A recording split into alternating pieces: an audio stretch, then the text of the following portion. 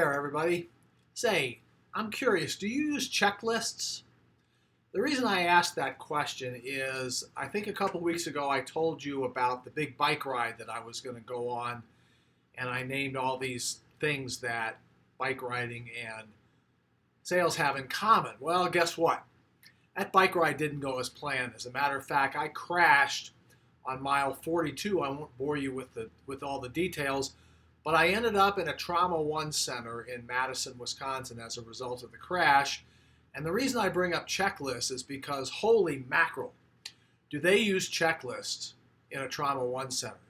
I mean, everything is really, really scripted out. So for example, when they put the collar on me and they had to turn me over in order to check out the extent of the injuries to my back, somebody grabbed my head and my shoulders, somebody else grabbed each leg, and they went, okay, we turn to his left on 3. 1, 2, 3, turn.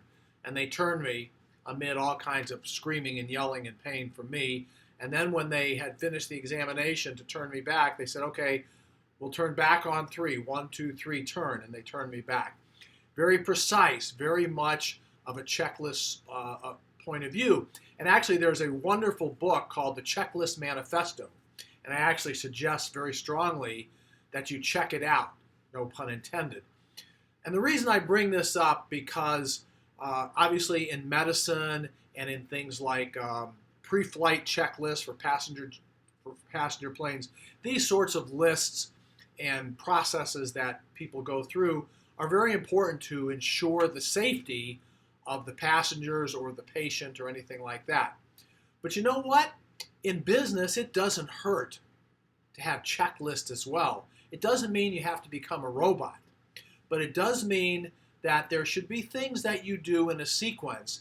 And if thing 3 has not been completed, you shouldn't continue on to thing 4. Let me give you an example. If you're in a sales scenario and you're getting ready to present a proposal to a prospect, but you don't know the decision-making criteria that that prospect has, why on earth would you give them a proposal?